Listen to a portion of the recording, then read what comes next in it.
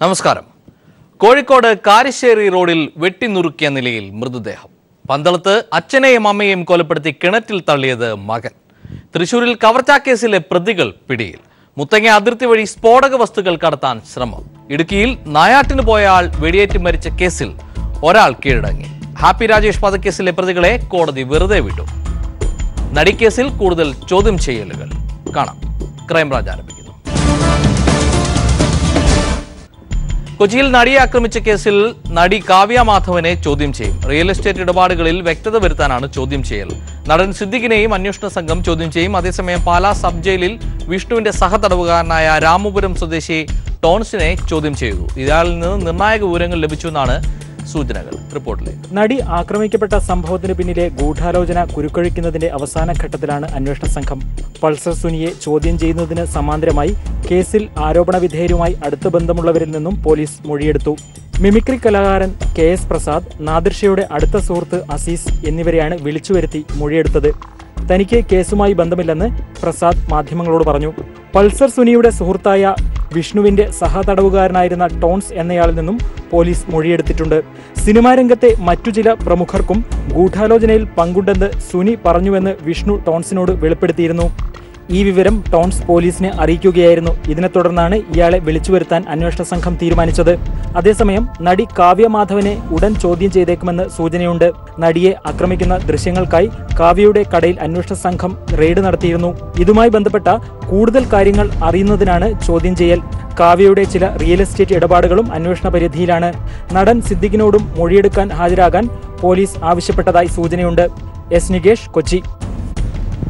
ജയിലിലെ ഫോൺ ഉപയോഗത്തെക്കുറിച്ച് പരസ്പര വിരുദ്ധമായ മൊഴികൾ നൽകി സുനി. കൂടുതൽ ചോദ്യം ചെയ്യലുകൾക്കായി സുനിയെ ഇൻഫോ പാർക്ക് സ്റ്റേഷനിൽ നിന്ന് തൃക്കാക്കര പോലീസ് സ്റ്റേഷനിൽ എത്തിച്ചു. അതിനിടെ സുനിയെ കോടതിയിൽ ഹാജരാക്കണമെന്ന അപേക്ഷയുമായി അഡ്വക്കേറ്റ് ആളൂർ രംഗത്തെത്തി. സംഭവത്തിൽ അന്വേഷണ ഉദ്യോഗസ്ഥരോട് കോടതി റിപ്പോർട്ട് ആവശ്യപ്പെട്ടു. ജയിലിലെ ഫോൺ ഉപയോഗവുമായി ബന്ധപ്പെട്ട് ഇൻഫോ പാർക്ക് സ്റ്റേഷനിൽ രജിസ്റ്റർ ചെയ്ത കേസിൽ ചോദ്യം ചെയ്യാനാണ് പൾസർ സുനിയെ പോലീസ് കസ്റ്റഡിയിൽ വാങ്ങിയത്. എന്നാൽ തന്നെ ചോദ്യം ചെയ്തത് നടി ആക്രമിക്കപ്പെട്ട കേസിലാണെന്നും തന്റെ വെളിപ്പെടുത്തലിന്റെ പശ്ചാത്തലത്തിൽ ഏറെ അനുഭവിക്കുകയാണെന്നും മാധ്യമപ്രവർത്തകരോട് വ്യക്തമാക്കിയ സുനി മരണമൊഴി രേഖപ്പെടുത്താൻ മജിസ്ട്രേറ്റിനെ വിളിക്കണമെന്നും ആവശ്യപ്പെട്ടു.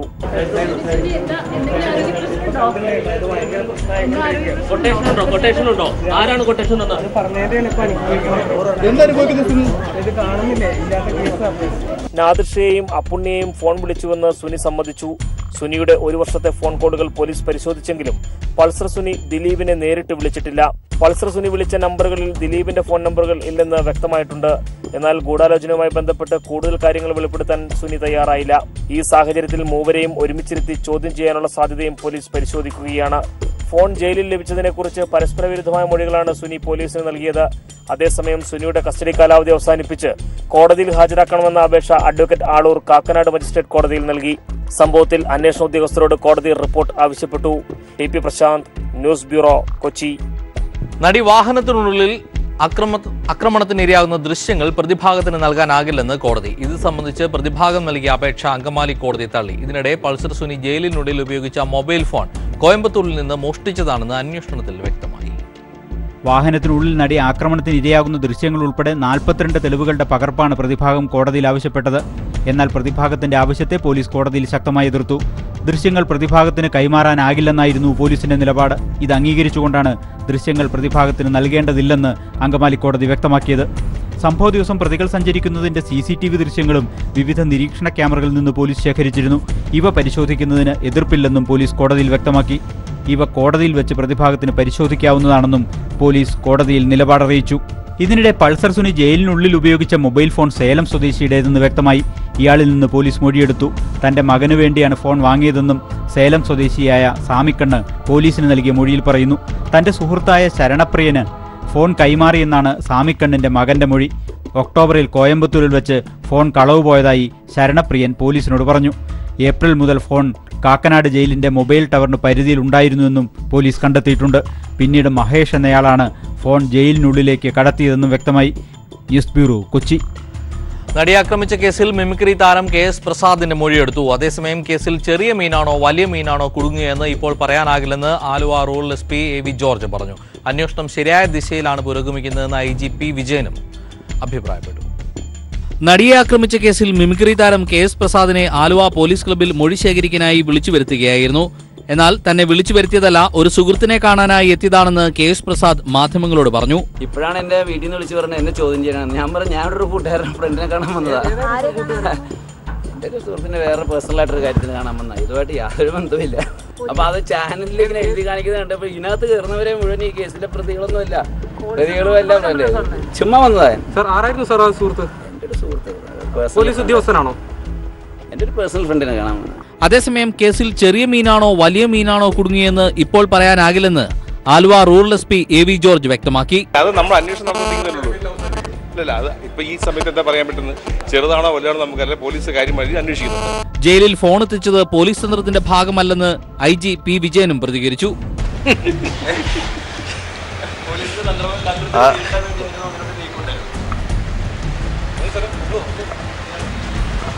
അങ്ങനെ ഒരു തന്ത്രമൊന്നും ഞങ്ങൾ അറിഞ്ഞുകൊണ്ട് പ്ലാൻ ചെയ്തതായിട്ടില്ല.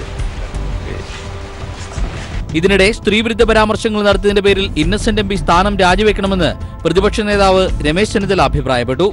ഇന്നസെന്റിന്റെ ഇരിങ്ങാലക്കുടയിലെ വീട്ടിലേക്ക് യൂത്ത് കോൺഗ്രസ് യുവമോർച്ച പ്രവർത്തകർ മാർച്ച് നടത്തി. അങ്കമാലിയിൽ ഇന്നസെന്റ് MPയുടെ ഓഫീസിലേക്കും പ്രതിഷേധ മാർച്ച് നടത്തി. എന്നാൽ സുനിയുമായി ബന്ധമുള്ള സിനിമാ രംഗത്തെ മറ്റു ചില പ്രമുഖരെയും പോലീസ് ചോദ്യം ചെയ്തേക്കുമെന്നാണ് റിപ്പോർട്ടുകൾ. News bureau, Kochi. പൾസർ സുനിയെ മുൻ പരിചയമില്ലെന്ന് നിർമ്മാതാവ് ആൻഡ്രോ ജോസഫ്. ഡ്രൈവറിൽ നിന്ന് നമ്പർ സംഘടിപ്പിച്ചാണ് സുനിയെ വിളിച്ചതെന്നും സംഭവ ദിവസം നടന്ന കാര്യങ്ങൾ പോലീസ് ചോദിച്ചറിഞ്ഞതായും ആൻഡ്രോ ജോസഫ് പ്രതികരിച്ചു. സംഭവ ദിവസം ഞാനാണ് ലാലിന്റെ വീട്ടിൽ ആദ്യം ഓടിയെത്തുന്നത്. ഞാനും MLA കൂടെ കൂടിയാണ്. അന്ന് ചെന്ന വിശേഷങ്ങളും അവിടെ നടന്ന കാര്യങ്ങളും രാവിലെ വരെയുള്ള കാര്യങ്ങളും എന്റെ അടുത്ത് ചോദിച്ചറിഞ്ഞു.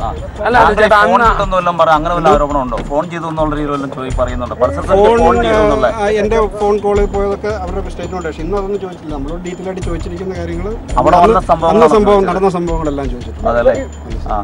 അല്ല ആൻഡ്രോ ചേട്ടാ, അന്ന് ആൻഡ്രോ ചേട്ടൻ ഫോൺ ചെയ്ത കൊണ്ടാണ് പൾസർ സുനി രക്ഷപ്പെട്ടതെന്നുള്ളൊരു രീതിയിലുള്ള സംസാരം വിളിക്കാനുള്ള ഒരു സാഹചര്യം എന്താ ശരിക്കും അന്ന് നമ്മുടെ ഫോണിൽ നിന്ന് കോൾ പോകാനായിട്ട്? അങ്ങനെ ഫോൺ പോകാൻ ആ സിറ്റുവേഷൻ അങ്ങനെയായിരുന്നു. കാരണം സംഭവം നടന്ന നടി വീണ് കിടന്ന് കരയുന്നൊരു സാഹചര്യമാണ്. അപ്പം നമുക്ക് സ്വാഭാവികമായിട്ട് ആരായാലും ദേഷ്യം വരും. അവൻ ആരായാലും നമ്മൾ ഇപ്പോൾ എൻ്റെ പെങ്ങളാണെങ്കിൽ എനിക്ക് ദേഷ്യം വരും. അത്ര വയലൻ്റായിട്ട് നമ്മൾ നിൽക്കുന്ന സമയമാണ്. ആ സമയത്ത് അവൻ്റെ അവിടെ കൂടെ വന്ന ഡ്രൈവറിൽ നമ്പർ മേടിച്ച് ഇവിടെ വയലൻ്റായിട്ട് ചോദിച്ചു. അതൊക്കെ അന്ന് തന്നെ മനോരമയിൽ മനോരമക്കാരുടെ അവിടെ ഞാൻ കൃത്യമായിട്ട് സ്റ്റേറ്റ് വന്ന് പറഞ്ഞു. ചേട്ടന് വല്ല പരിചയം ഉണ്ടായിരുന്നോ എനിക്ക്? അല്ല, നമ്പർ അങ്ങനെ കിട്ടി എന്നുള്ള നമ്പർ അവിടെ നിന്ന് തന്നെ വണ്ടി വിട്ട ആള് ലാലിൻ്റെ വീട്ടിൽ തന്നെ ഉണ്ടായിരുന്നു. കുറേ നമ്പർ. ഇന്ന് പോലീസ് അന്ന് നടന്ന സംഭവങ്ങൾ മാത്രമല്ല 100% ചോദിക്കില്ല. കാരണം ഞാനും PT തോമസും P രാജീവും ഞങ്ങൾ 3 പേരാണ് അവിടെ ചെന്നവർ. അപ്പൊ എന്നെ സ്വാഭാവികമായിട്ട് ആദ്യമായിട്ട് ചോദിക്കണല്ലോ വൈകി എന്താന്ന് മാത്രമേ ഉള്ളൂ. പന്തളത്ത് അച്ഛനെയും അമ്മയും കൊലപ്പെടുത്തിയ മകൻ മൃതദേഹങ്ങൾ ചാക്കിൽ കെട്ടി ഉപയോഗശൂന്യമായ കിണറിൽ മണ്ണിട്ട് മൂടി. സംശയം തോന്നി നാട്ടുകാർ അന്വേഷിച്ചപ്പോൾ മകൻ മാത്യൂസ് ജോൺ പന്തളം പോലീസിൽ കീഴടങ്ങി. കാഞ്ഞിരവിളയിൽ ജോൺ ലീലാമ ദമ്പതികളെയാണ് മകൻ കൊലപ്പെടുത്തിയത്.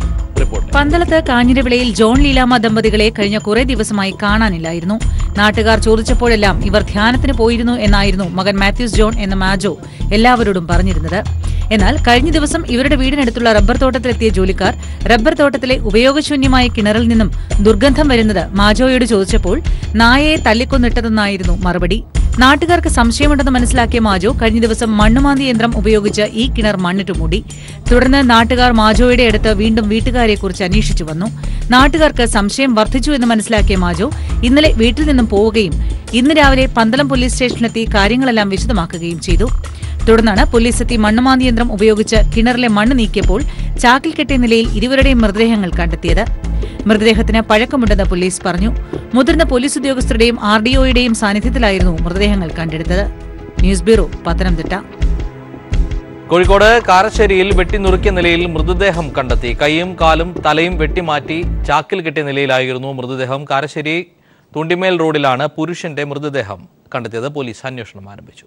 കാരശ്ശേരി പഞ്ചായത്തിലെ ഗേറ്റുംപടി തുണ്ടിമേൽ റോഡിലാണ് കൈയും കാലും തലയും വെട്ടിമാറ്റിയ നിലയിൽ മൃതദേഹം കണ്ടെത്തിയത്. മാലിന്യം നിറച്ച ചാക്കുകെട്ടിനകത്തായിരുന്നു മൃതദേഹാവശിഷ്ടങ്ങൾ ഉണ്ടായിരുന്നത്. തെരുവ് നായ്ക്കൾ കടിച്ചുകീറി റോഡിലിട്ടപ്പോഴാണ് നാട്ടുകാർ ജഡം കണ്ടത്. ആദ്യം പന്നിയുടെ അവശിഷ്ടമാണെന്നായിരുന്നു കരുതിയത്. വിശദമായ പരിശോധനയിലാണ് മനുഷ്യന്റെ മൃതദേഹമാണെന്ന് തിരിച്ചറിഞ്ഞത്. പ്രദേശവാസികൾ വിവരമറിച്ചതിനെ തുടർന്ന് താമരശ്ശേരി CIയുടെ നേതൃത്വത്തിൽ പോലീസ് സംഘം സ്ഥലത്തെത്തി അന്വേഷണം ആരംഭിച്ചു. ആസൂത്രിത കൊലപാതകമാണെന്നാണ് പോലീസിന്റെ പ്രാഥമിക നിഗമനം. തെളിവ് നശിപ്പിക്കാനായിരിക്കാം മൃതദേഹം മാലിന്യത്തോടൊപ്പം തള്ളിയതെന്നും പോലീസ് കരുതുന്നു. News bureau, Kozhikode. തൃശൂർ പുതുക്കാട് പഴയ 500,000 രൂപ നോട്ടുകൾ മാറ്റി നൽകാമെന്ന് വാഗ്ദാനം നൽകി പണം കവർന്ന കേസിലെ പ്രധാന പ്രതികൾ പിടിയിലായി. സംഘത്തിലെ സുഹൃത്താനായ കുറുക്കഞ്ചേരി സ്വദേശി തെൻസിൻ മോൻ, കൂട്ടാളി ഷെഫീഖ് എന്നിവരെയാണ് ക്രൈംബ്രാഞ്ച് പിടികൂടിയത്. ഒളിവിൽ കഴിഞ്ഞിരുന്ന ഇരുവരെയും ഇടുക്കിയിലെ വനമേഖലയിൽ നിന്ന് പിടികൂടുകയായിരുന്നു. ഇക്കഴിഞ്ഞ മെയ് 8-നാണ് കേസിന് ആസ്പദമായ സംഭവം. പഴയ നോട്ടുകൾ മാറി നൽകാമെന്ന് വിശ്വസിപ്പിച്ച പ്രതികൾ ചേർന്ന എറണാകുളം, തിരുവനന്തപുരം സ്വദേശികളെ പുതുക്കാട് പാഴായിലേക്ക് വിളിച്ചു വരുത്തി. ഇരുവരുടെയും കയ്യിലുണ്ടായിരുന്ന പണം ഭീഷണിപ്പെടുത്തിയും കണ്ണിൽ മുളകുപൊടി വിതറിയും കൈക്കലാക്കാൻ 4-അംഗ സംഘം ശ്രമിച്ചു. ഇതിനിടെ സ്ഥലത്തെത്തിയ പുതുക്കാട് പോലീസ് 2 പേരെ അറസ്റ്റ് ചെയ്തിരുന്നു. രക്ഷപ്പെട്ട പ്രതികളെ കണ്ടെത്താൻ സാധിക്കാതായതോടെ കേസ് ക്രൈംബ്രാഞ്ചിന് കൈമാറി.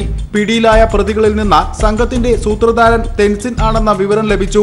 കൂട്ടുപ്രതിയായ ഷെഫീഖിനൊപ്പം ഒളിവിൽ പോയ ഇയാൾക്കായി ക്രൈംബ്രാഞ്ച് നടത്തിയ അന്വേഷണത്തിലാണ് ഇടുക്കി വനമേഖലകളിൽ നിന്ന് ഇരുവരെയും കണ്ടെത്തിയത്. കൃഷി പഠിക്കാനെന്ന വ്യാജേന ഗ്രാമവാസികളെ പറഞ്ഞു ധരിപ്പിച്ചാണ് മലമുകളിലെ കുടിലിൽ ഇവർ കഴിഞ്ഞു വന്നത്. മുഖ്യപ്രതിയായ തെൻസിന്റെ പേരിൽ ഒല്ലൂർ പോലീസ് സ്റ്റേഷനിൽ വധശ്രമ കേസുണ്ട്.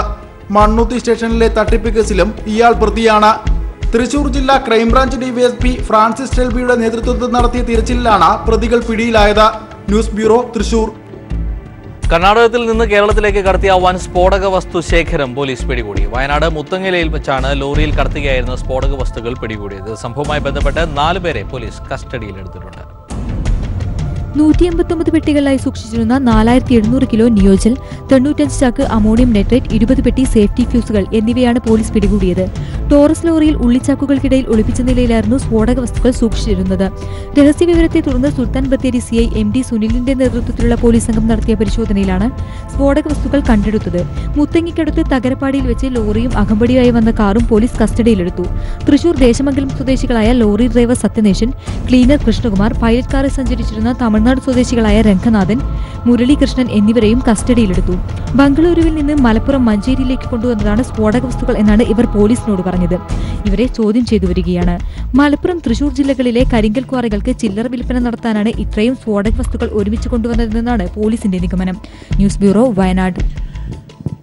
ഇടുക്കി വണ്ടിപ്പെരിയാറിൽ നായാട്ടിന് പോയ മധ്യവയസ്കൻ വെടിയേറ്റ് മരിച്ച സംഭവത്തിൽ ഒരാൾ കീഴടങ്ങി. ഒളിവിൽ പോയ മുഖ്യപ്രതിക്കായി പോലീസ് അന്വേഷണം ഊർജിതമാക്കി. നായാട്ടിന് പോയ വർക്ക്ഷോപ്പ് ഉടമ ഷാജി വെടിയേറ്റ് മരിച്ച സംഭവത്തിൽ കുമളി അട്ടപ്പള്ളം സ്വദേശി മങ്ങാട്ട് ബെന്നിയാണ് പോലീസ് മുമ്പാകെ കീഴടങ്ങിയത്. കേസിൽ 1-ാം പ്രതിയായ കുമളി കാരക്കാട്ടിൽ മാത്തച്ചൻ ഒളിവിലാണ്. കേടമാനെന്ന് തെറ്റിദ്ധരിച്ച് വെടിയുതിർത്തതാണ് ഷാജിയുടെ മരണത്തിന് ഇടയാക്കിയത് എന്ന് ബെന്നി പോലീസിന് മൊഴി നൽകി. 65 ചീടുകളായിരുന്നു ഷാജിയുടെ ശരീരത്തിൽ നിന്നും പോസ്റ്റ്മോർട്ടത്തിൽ കണ്ടെത്തിയത്. സംഭവം സംബന്ധിച്ച് പോലീസ് പറയുന്നത് ഇങ്ങനെ: സംഭവ ദിവസം പകൽ സമയത്ത് തോട്ടം ഉടമ കാരക്കാട്ട് മാത്തച്ഛനും ഷാജിയും നായാട്ടിനായി എസ്റ്റേറ്റിൽ കറങ്ങിയെങ്കിലും മൃഗങ്ങളെ കണ്ടെത്താൻ കഴിഞ്ഞില്ല. തുടർന്നാണ് വൈകുന്നേരത്തോടെ അട്ടപ്പള്ളി സ്വദേശിയും സുഹൃത്തുമായ ബെന്നി എത്തിയത്. രാത്രിയായതോടെ ബെന്നിയും ഷാജിയും വേട്ടയ്ക്കിറങ്ങുകയും ഇരുവരും 2 വഴികളിലൂടെ എസ്റ്റേറ്റിലേക്ക് നടന്നു നീങ്ങുകയും ചെയ്തു. കുറുക്കുവഴിയിലൂടെയാണ് ഷാജി സഞ്ചരിച്ചത്. ഇതിനിടയിൽ ബെന്നി അകലെ നിന്നും ചവിട്ടടി ശബ്ദം കേട്ടു. ഷാജി ധരിച്ചിരുന്ന കോട്ടിന്റെ തിളക്കം കണ്ട് കേടമാൻ എന്ന് കരുതി ബെന്നി നിറയൊഴിച്ചു. സംഭവസ്ഥലത്ത് വെച്ച് തന്നെ ഷാജി മരണമടഞ്ഞു എന്ന് ബോധ്യപ്പെട്ടതിനാൽ തോട്ടം ഉടമയോട് വിവരം പറഞ്ഞ ശേഷം ബെന്നി രക്ഷപ്പെടുകയായിരുന്നു. പ്രതിക്കെതിരെ മനഃപൂർവ്വമല്ലാത്ത നരഹത്യക്കാണ് കേസെടുത്തിട്ടുള്ളത്. വന്യമൃഗങ്ങളെ വേട്ടയാടൽ, കൊലപാതകം, കള്ളത്തോക്ക് കൈവശം വയ്ക്കൽ എന്നീ വകുപ്പുകൾ കൂടി ചുമത്തിയിട്ടുണ്ട്. കഴിഞ്ഞ തിങ്കളാഴ്ചയായിരുന്നു ഏലത്തോട്ടത്തിൽ 42-കാരനായ ഷാജിയെ വെടിയേറ്റ് മരിച്ച നിലയിൽ കണ്ടെത്തിയത്. News bureau, Idukki. Happy Rajesh വധക്കേസിലെ എല്ലാ പ്രതികളെയും കോടതി വെറുതെ വിട്ടു. തെളിവുകളുടെ അഭാവത്തിലാണ് തിരുവനന്തപുരം CBI പ്രത്യേക കോടതി 7 പ്രതികളെയും വെറുതെ വിട്ടത്. ഹാപ്പി രാജേഷ് വധക്കേസിലെ 7 പ്രതികളെയും തിരുവനന്തപുരം CBI പ്രത്യേക കോടതി വെറുതെ വിടുകയായിരുന്നു. ഡിവൈഎസ്പി സന്തോഷ് നായർ അടക്കമുള്ള പ്രതികളെയാണ് തെളിവുകളുടെ അഭാവത്തിൽ കോടതി വെറുതെ വിട്ടത്. മാധ്യമപ്രവർത്തകനായ VV ഉണ്ണിത്താനെ വധിക്കാൻ ശ്രമിച്ച കേസിലെ പ്രതിയായിരുന്ന ഹാപ്പി രാജേഷ് 2011 ഏപ്രിൽ 27-നാണ് കൊല്ലപ്പെട്ടത്. കൊല്ലത്തുള്ള ജോണി ഡെയിൽ എന്ന തോട്ടത്തിൽ വെച്ച് മർദ്ദിച്ചു കൊലപ്പെടുത്തിയെന്നായിരുന്നു കേസ്. കൊല്ലപ്പെട്ട രാജേഷിന്റെ മൃതദേഹം അയാളുടെ തന്നെ ഓട്ടോറിക്ഷയിൽ കിടത്തി വിക്ടോറിയ ആശുപത്രിക്ക് മുന്നിൽ ഉപേക്ഷിച്ചതായും CBI കുറ്റപത്രത്തിൽ പറഞ്ഞിരുന്നു. സന്തോഷ് നായരെ കൂടാതെ കണ്ടെയ്നർ സന്തോഷ്, പ്രകാശ് എന്ന വെട്ടുകൂട്ടൻ, പെന്റി എഡ്വിൻ, കൃഷ്ണകുമാർ, സൂര്യദാസ്, നിധിൻ എന്നിവരായിരുന്നു കേസിലെ മറ്റു പ്രതികൾ. പ്രതികളുടെ ഫോൺ രേഖകൾ നിരത്തിയായിരുന്നു CBIയുടെ വാദം. കേസിലെ പ്രതിയായ സന്തോഷ് നായരും കണ്ടെയ്നർ സന്തോഷുമാണ് ഹാപ്പി രാജേഷിനെ വധിക്കാൻ ഗൂഢാലോചന നടത്തിയതെന്ന് CBI കുറ്റപത്രത്തിൽ പറഞ്ഞിരുന്നു. എന്നാൽ ഇത് തെളിയിക്കാൻ ആവശ്യമായ രേഖകൾ ഹാജരാക്കാൻ CBIക്ക് കഴിഞ്ഞില്ലെന്ന് കോടതി വിലയിരുത്തി. News bureau, Thiruvananthapuram. Kozhikode beach general ആശുപത്രിയിലെ വെള്ളത്തിൽ എലിവാൽ കണ്ടെത്തിയതിൽ ദുരൂഹതയെന്ന് ആശുപത്രി അധികൃതർ. സംഭവത്തിൽ അന്വേഷണം ആവശ്യപ്പെട്ട് ആശുപത്രി സൂപ്രണ്ട് പോലീസിൽ പരാതി നൽകി. നല്ല നിലയിൽ പ്രവർത്തിക്കുന്ന ആശുപത്രിയെ തകർക്കാൻ ഗൂഢനീക്കമുണ്ടെന്നും ആക്ഷേപമുയരുന്നുണ്ട്. ഇക്കഴിഞ്ഞ ഞായറാഴ്ചയാണ് കോഴിക്കോട് ബീച്ച് ആശുപത്രി പനിവാർഡിലെ പൈപ്പ് വെള്ളത്തിൽ നിന്ന് എലി അവശിഷ്ടമെന്ന് തോന്നുന്ന മാലിന്യം ലഭിച്ചത്. സംഭവം വലിയ വാർത്തയാവുകയും അന്വേഷണം നടക്കുകയും ചെയ്തു. കോൺഗ്രസ് അടക്കമുള്ള സംഘടനകൾ പ്രതിഷേധവുമായി എത്തി. എന്നാൽ എലിയുടെ അവശിഷ്ടം കണ്ടെത്തിയ സംഭവത്തിൽ ദുരൂഹതയുണ്ടെന്ന് ആശുപത്രി അധികൃതർ പറയുന്നു. നല്ല നിലയിൽ പ്രവർത്തിക്കുന്ന ആശുപത്രിയെ വിവാദങ്ങളിലേക്ക് വലിച്ചിഴച്ച് തകർക്കാനുള്ള ശ്രമത്തിന്റെ ഭാഗമാണിതെന്ന് ആശുപത്രി സൂപ്രണ്ട് വി ഉമർ ഫറൂഖ് പറഞ്ഞു. സംഭവം അന്വേഷിക്കണമെന്നാവശ്യപ്പെട്ട് കോഴിക്കോട് വെള്ളയിൽ പോലീസിന് സൂപ്രണ്ട് പരാതി നൽകിയിരിക്കുകയാണ്. ഇപ്പോൾ 24-ാം വാർഡിൽ മാത്രമല്ല ഈ ടാപ്പുകളെല്ലാം ഞങ്ങൾ പ്ലാസ്റ്റിക് ഫിൽറ്ററുള്ള ടാപ്പുകളുമാണ്. അതിൽ നിന്ന് ഇത്രയും ഒരു അധികം ജീർണിക്കാനല്ലാതെ എലിയുടെ സംശയിക്കുന്ന രോഗമുള്ള പുതിയ ഇത് വന്നത് എങ്ങനെയെന്നുള്ളത് ദുരൂഹതയാണ്. തീർച്ചയായും 1.5 ലിറ്റർ വെള്ളമെല്ലാം മുകളിൽ ടാങ്കിൽ ഇത് അവശിഷ്ടമില്ലെങ്കിലും അതിൽ നിന്ന് ഇത്രയും ഫ്രഷായി ഈ വെള്ളത്തിൽ നിന്ന് ഇത്രയും ഫ്രഷായ ഒരു സാധനം എങ്ങനെ ടാങ്കിൽ വന്നുള്ളതിൽ ദുരൂഹതയുണ്ട്. മാത്രമല്ല ടാങ്കിൽ നിന്ന് അല്ലെങ്കിൽ ടാപ്പിൽ നിന്ന് അതിന് ആരും തെളിവില്ല. ഈ വാർഡിൽ ലഭ്യമല്ലാത്ത സാധാരണ വാർഡിൽ കൊടുക്കുന്ന ബക്കറ്റ് അല്ലാതെ ഒരു പെയിൻറ്റിന് ഉപയോഗിക്കുന്ന ബക്കറ്റിലാണ് ഇത്രയും സാധനം കിട്ടിയെന്ന് പറഞ്ഞ് ഒരു രോഗിയുടെ ബൈസ്റ്റാൻഡർ സിസ്റ്ററെ കാണിക്കുന്നത്. അതല്ലാതെ ടാപ്പിൽ നിന്ന് വന്നൊന്ന് കാണിക്കുന്നുണ്ട്. രാത്രികാലങ്ങളിൽ പ്രവർത്തിച്ചു വരുന്ന ആശുപത്രി ലാബിൽ ജീവനക്കാരില്ലെന്ന് പറഞ്ഞ് കഴിഞ്ഞ ദിവസം യുവമാർസ് നേതൃത്വത്തിൽ സമരം നടന്നിരുന്നു. കക്കൂസ് മാലിന്യം കണ്ടതിന്റെ പേരിൽ യൂത്ത് കോൺഗ്രസ് പ്രതിഷേധവും ഇവിടെ ഉണ്ടായി.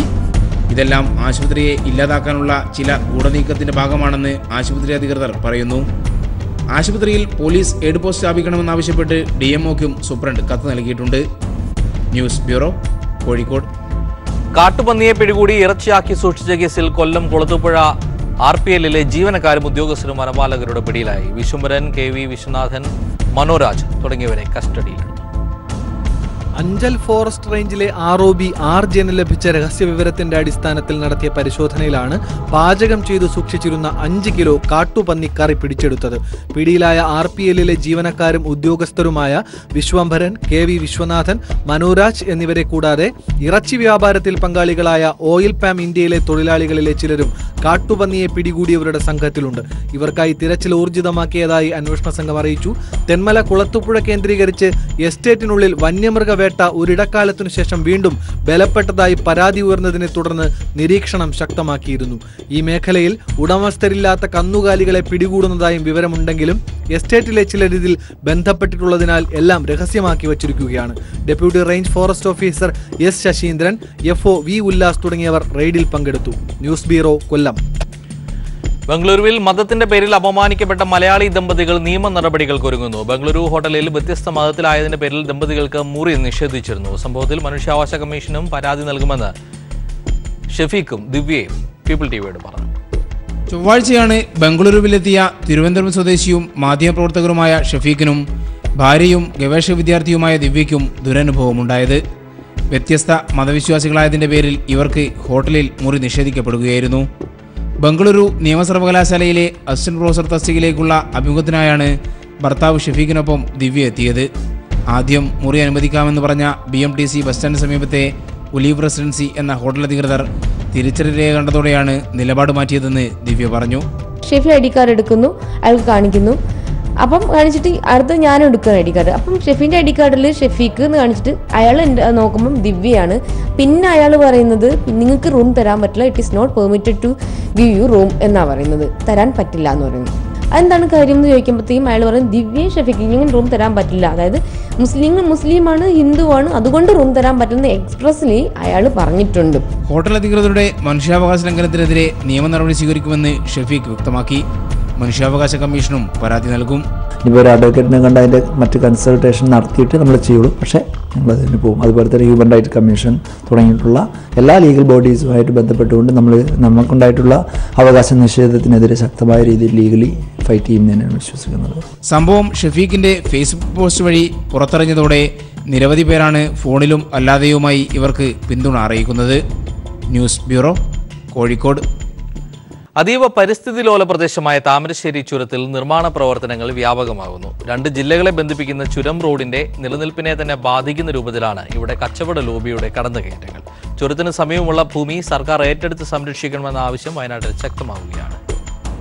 വയനാടിന്റെ ജീവനാടി തന്നെയാണ് താമരശ്ശേരി ചുരം. വയനാട്, കോഴിക്കോട് ജില്ലകളെ ബന്ധിപ്പിക്കുന്ന 13 കിലോമീറ്ററോളം ദൂരമുള്ള ഈ പാത ഏറെ പാരിസ്ഥിതിക പ്രാധാന്യമുള്ള പ്രദേശം കൂടിയാണ്. ശക്തമായൊരു മഴ പെയ്താൽ മണ്ണിടിച്ചിൽ പതിവായ ഇവിടെയാണ് വൻകിട കെട്ടിട നിർമ്മാണങ്ങൾ അതിദ്രുതം പുരോഗമിക്കുന്നത്. വയനാട്ടിൽ ബഹുനില കെട്ടിട നിർമ്മാണങ്ങൾക്കുള്ള നിയന്ത്രണം കോഴിക്കോട് ജില്ലയുടെ ഭാഗമായ ചുരത്തിന് ബാധകമല്ലാത്തതും ഇതിനെല്ലാം കാരണമാകുന്നുണ്ട്. ചുരത്തിൽ നിർമ്മാണ പ്രവർത്തനങ്ങൾ പാടില്ലെന്ന കേന്ദ്ര ഭൗമശാസ്ത്ര പഠന കേന്ദ്രത്തിന്റെ ശുപാർശകൾ മറികടന്നാണ് നിർമ്മാണങ്ങൾ പുരോഗമിക്കുന്നത്. ചുരത്തിന്റെ വശങ്ങളിലുള്ള സ്ഥലം സർക്കാർ ഏറ്റെടുത്ത് നിർമ്മാണ പ്രവർത്തനങ്ങളും മറ്റും നിയന്ത്രിക്കണമെന്ന് പരിസ്ഥിതി സംരക്ഷണ പ്രവർത്തകർ നിരന്തരം ആവശ്യപ്പെടുന്നുണ്ടെങ്കിലും ഇതൊന്നും നടപ്പായിട്ടില്ല. ദിനംപ്രതി ആയിരക്കണക്കിന് വാഹനങ്ങൾ കയറിയിറങ്ങുന്ന ചുരത്തെ ഒരു വ്യാപാര കേന്ദ്രമാക്കി മാറ്റാനാണ് കച്ചവട ലോബികൾ ശ്രമിക്കുന്നത്. നിർദ്ദിഷ്ട അളവിൽ കൂടുതൽ ഭാരം കയറ്റിയെത്തുന്ന കൂറ്റൻ ചരക്ക് വാഹനങ്ങളും ചുരത്തിനിപ്പോൾ ഭീഷണി സൃഷ്ടിക്കുകയാണ്. News bureau, Wayanad. ഇടുക്കി ജില്ലയിൽ വർദ്ധിച്ചു വരുന്ന മയക്കുമരുന്ന് കടത്ത് അമർച്ച ചെയ്യാൻ പുതിയ ഒരംഗം കൂടി. ഹരിയാനയിൽ നിന്ന് 6 മാസത്തെ പരിശീലനം പൂർത്തിയാക്കിയ ലൈക്ക എന്ന പട്ടിക്കുട്ടി ഡോഗ് സ്ക്വാഡിൽ സേവനം ആരംഭിച്ചു. ജില്ലയിൽ വർദ്ധിച്ചു വരുന്ന കഞ്ചാവടക്കമുള്ള മയക്കുമരുന്ന് കടത്തിന് തടയിടുക എന്ന ലക്ഷ്യത്തോടെയാണ് പ്രത്യേക ഡോഗ് സ്ക്വാഡ് ആരംഭിച്ചത്. ഇവരിൽ പ്രധാനിയാണ് 11 മാസം പ്രായമുള്ള ലൈക്ക. നാർക്കോട്ടിക് കേസുകൾ മാത്രം പരിശോധിക്കുന്നതിനുള്ള പ്രത്യേക പരിശീലനമാണ് ഈ പട്ടിക്കുട്ടിക്ക് ലഭിച്ചത്. പോലീസ് ഉദ്യോഗസ്ഥരായ എബിൻ ടി സുരേഷ്, ഡയസ് ടി ജോസ് എന്നിവർക്കൊപ്പമായിരുന്നു ഹരിയാനയിലെ നാഷണൽ ട്രെയിനിംഗ് ഇൻസ്റ്റിറ്റ്യൂട്ടിലെ പരിശീലനം. ഞങ്ങൾ കഞ്ചാവ്, ഹാഷിഷ് തുടങ്ങിയ ഇല്ലീഗൽ ഡ്രഗ്സ് കണ്ടുപിടിക്കുക എന്നുള്ളതാണ് ഇതിൻ്റെ main purpose. Vehicle search, ground search, building search തുടങ്ങിയതിലാണ് മെയിനായിട്ട് ഫോക്കസ് ചെയ്തിരിക്കുന്നത്. കൂടാതെ അനദർ ആക്ടിവിറ്റീസിലും ഡോഗ് പങ്കെടുക്കുന്നു. സംസ്ഥാനത്തെ ആദ്യത്തെ നാർക്കോട്ടിക് പരിശീലനം ലഭിച്ച നീലി എന്ന പട്ടിക്കുട്ടിക്കൊപ്പം മറ്റ് 5 അംഗങ്ങളുമാണ് ഇടുക്കി സ്പെഷ്യൽ ഡോഗ് സ്ക്വാഡിലുള്ളത്. ഇവർക്കൊപ്പമാണ് ലാബ്രഡോർ റിട്രീവർ ഇനത്തിൽപ്പെട്ട ലൈക്കയും സേവനം ആരംഭിച്ചത്. News bureau, Idukki. പ്രിൻസിപ്പലിന്റെ പീഡനം അവസാനിപ്പിക്കണമെന്നാവശ്യപ്പെട്ട് നഴ്സിംഗ് വിദ്യാർത്ഥികൾ സമരത്തിൽ. നെടുമങ്ങാട് നൈറ്റിംഗേൽ നഴ്സിംഗ് കോളേജിലെ വിദ്യാർത്ഥികളാണ് സമരം ആരംഭിച്ചത്. ഇതിനിടെ കോളേജിൽ ആരോഗ്യവകുപ്പ് നടത്തിയ പരിശോധനയിൽ ക്രമക്കേടുകൾ കണ്ടെത്തിയതിനെ തുടർന്ന് കോളേജിന്റെ അഫിലിയേഷൻ റദ്ദ് ചെയ്തു. റിപ്പോർട്ട് കൂടി കാണാം. നമസ്കാരം. നഴ്സിംഗ് കോളേജുകൾക്ക് ആവശ്യം വേണ്ട അടിസ്ഥാന സൗകര്യങ്ങളില്ലെന്നും വിദ്യാർത്ഥികളോട് പ്രിൻസിപ്പൽ മോശമായി പെരുമാറുന്നുവെന്നും ചൂണ്ടിക്കാട്ടിയാണ് നൈറ്റിംഗേൽ നഴ്സിംഗ് കോളേജിലെ വിദ്യാർത്ഥികൾ സമരമുഖത്തേക്ക് ഇറങ്ങിയിരിക്കുന്നത്. എന്നാൽ കുട്ടികളോട് മോശമായി പെരുമാറുന്ന പ്രിൻസിപ്പലിനെ സംരക്ഷിക്കുന്ന നിലപാടാണ് മാനേജ്മെന്റ് കൈക്കൊള്ളുന്നതെന്നാണ് കുട്ടികളുടെ ആരോപണം. പ്രിൻസിപ്പൽ എന്ന് പറയുന്നത് ഐഷ കുഞ്ഞപ്പൻ എന്ന് പറയുന്ന ഒരു മാഡമാണ്. അപ്പോൾ ഞങ്ങൾക്ക് ആ പ്രിൻസിപ്പൽ മാഡമായിട്ട് ഒരിക്കലും ആ സ്ഥാപനത്തിൽ പഠിക്കുന്ന ഒരു കുട്ടികൾക്കും 4 ബാച്ചിലുള്ള ഒരു കുട്ടികൾക്കും മാനസികമായിട്ട് അവരുമായിട്ട് ഒട്ടും യോജിച്ചു പോകാൻ പറ്റാത്തൊരവസ്ഥയിലാണ് ഞങ്ങൾ. റിലാക്സേഷൻ പ്രോഗ്രാമോ എന്തെങ്കിലും ടൈമോ വേണമെന്ന് ചോദിച്ചപ്പോൾ തന്നെ നിങ്ങൾക്കൊരു ബിവറേജ് തുടങ്ങി തരാമെന്നാണ് അത്രയും വിദ്യാഭ്യാസ സമ്പന്നയായ ഒരു പ്രിൻസിപ്പലിന്റെ വായിൽ നിന്ന് ഞങ്ങൾക്ക് ലഭിച്ച മറുപടി. നൈറ്റിംഗേൽ നഴ്സിംഗ് കോളേജിന്റെ പാരന്റ് കോളേജായി പ്രവർത്തിക്കുന്ന ആശുപത്രിക്ക് കിടത്തി ചികിത്സാ സൗകര്യം വേണമെന്നിരിക്കെ ആരോഗ്യവകുപ്പ് നടത്തിയ പരിശോധനയിൽ കിടത്തി ചികിത്സാ സൗകര്യം ഇല്ലെന്ന് മനസ്സിലാക്കി കോളേജിന്റെ അഫിലിയേഷൻ കട്ടാക്കിയിരുന്നു. എന്നാൽ ഇപ്പോഴും കോളേജിന്റെ അഫിലിയേഷൻ നഷ്ടപ്പെട്ടിട്ടില്ലെന്ന് തന്നെയാണ് മാനേജ്മെന്റിന്റെ മറുപടി. കുട്ടികൾ സമരത്തിനിറങ്ങി ദിവസങ്ങൾ കഴിഞ്ഞിട്ടും മാനേജ്മെന്റ് അധികൃതരാരും തന്നെ തിരിഞ്ഞു നോക്കിയിട്ടില്ലെന്നാണ് കുട്ടികളുടെ പരാതി. കഴിഞ്ഞ ദിവസം പോലീസ് ഇടപെട്ട മാസ് പി ടി എ വിളിക്കണമെന്ന് പറഞ്ഞെങ്കിലും മാസ് പി ടി എ യോഗത്തിൽ മാനേജ്മെന്റ് പ്രതിനിധികളോ പ്രിൻസിപ്പളോ പങ്കെടുത്തിരുന്നില്ല. അഫിലിയേഷൻ പോയിട്ട് ഒരുപാട് നാളായി. അത് നമ്മൾ കുറച്ച് മുമ്പാണ് അറിഞ്ഞത്. അപ്പോൾ അത് ചോദിക്കാൻ നമ്മൾ സംഘടിച്ച് വരികയും പ്രിൻസിപ്പാൾ കോളേജിൽ പോയിട്ട് നമുക്കൊരു ഇത് തരാതെ അവർ കോളേജിൽ പോയിട്ട് പൊയ്ക്കളഞ്ഞു. വിദ്യാർത്ഥികൾ സമരത്തിനിറങ്ങിയതോടെ കുട്ടികൾക്ക് വേണ്ടി സംസാരിച്ച അധ്യാപകനെ പുറത്താക്കി കോളേജിന് മാനേജ്മെന്റ് അവധി പ്രഖ്യാപിച്ചു. എന്നാൽ സമരം തുടങ്ങി ദിവസങ്ങൾ കഴിഞ്ഞിട്ടും കോളേജ് തുറന്നു പ്രവർത്തിക്കാൻ തയ്യാറാകാത്തത് വിദ്യാർത്ഥികളുടെ പഠനത്തെ സാരമായി ബാധിച്ചിരിക്കുകയാണ്. News bureau, Thiruvananthapuram.